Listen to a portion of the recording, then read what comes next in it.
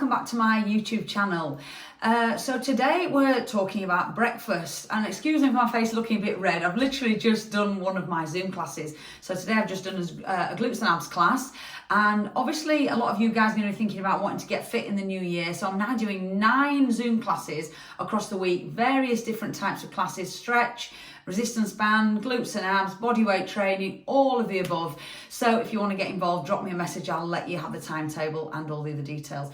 Anyway, today's video is about breakfast. So we have been told and we've been led to believe that breakfast is the most important meal of the day. So is it something like breakfast like a king, lunch like a prince, dine like a pauper? I don't know, something like that. But we were always led to believe that breakfast is the king of all meals.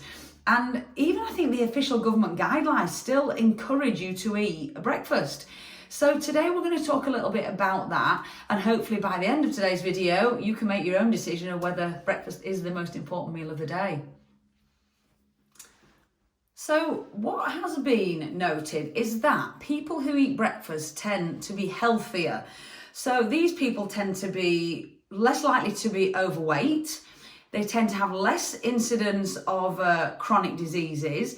So obviously from that, we're drawing this conclusion, well, it must be because breakfast is good for you. So we all should eat breakfast and we'll all be healthy. But actually, if you look at the results properly, it's more likely that it's down to what we call healthy user bias, basically. So the people that eat breakfast tend to have other healthy habits as well. So they tend to be eating a diet that's higher in fibre, higher in sort of micronutrients, and just eating a decent diet overall. So therefore, the people who eat breakfast having the other healthy habits, exercise, etc., means people tend to conclude that it's because they eat breakfast, and it's nothing to do with that. But you usually find the people that tend to skip breakfast are probably the ones that maybe drink, smoke, don't exercise. So don't be led to believe that just because healthy people eat breakfast means that breakfast is healthy. It doesn't really work like that. There's been quite a few claims that breakfast kickstarts your metabolism. Look, it's not a lawnmower or something that you fire up. Your metabolism, it doesn't really work like that. That is a complete myth. Basically what people are referring to there is the thermic effect of food. So what that means is when you're digesting food, you're using energy to cause the processes of digestion. But obviously, as we now know, the more we learn, it's about how much you eat in total across the day in terms of calories. So it really doesn't matter where you put those calories. It doesn't matter when you eat them or how often you eat or what time of day you eat. It's about the total. And generally then it's an average over the week. So yeah, it's not that when you're eating breakfast gets your metabolism fired up. It doesn't work like that. That's a complete myth. Probably made up again by breakfast companies. And also there's been another a claim that skipping breakfast would cause you to gain weight. Now, looking back to what we said before, generally the people who skip breakfast are also the ones who smoke, drink, don't exercise. So maybe it ties up with that. But there's also been some claims to say that if you don't eat breakfast, then you overeat later in the day and then put weight on. But actually, there's no evidence at all to support that you would overeat later in the day just because you skip breakfast. So that's just another wild claim that people like to make, probably again by the breakfast companies.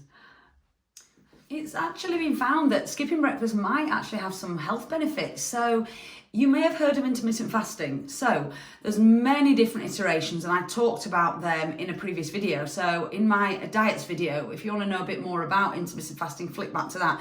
But one of the iterations is the 16-8 method. And what that is a 16-hour fasting window and an 8-hour feeding window.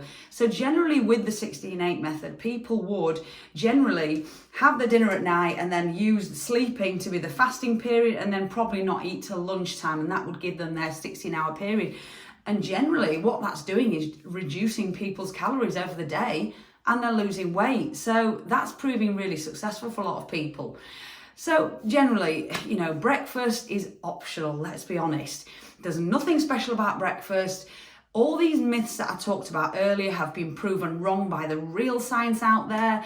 So it really just comes down to personal preference. If you are hungry in the morning and you love breakfast, go ahead and eat it. If you're not hungry on a morning, just give it a miss. It really, really is come down to personal preference. But don't be fooled by all these myths that tell you that if you don't eat breakfast, you won't be healthy. It has been proven wrong.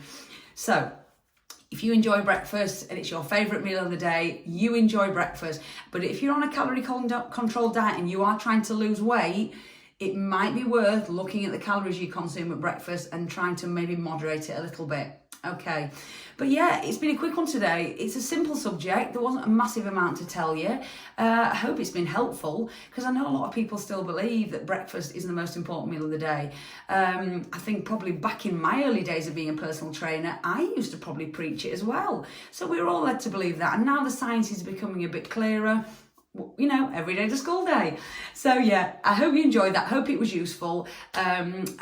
If you've missed any of my previous videos on 12 weeks to a sustainable you, look back, because I think this is week 4 now. So yeah, I hope you're enjoying them. Plenty more to come. Remember to like and subscribe, and I will see you in next week's video.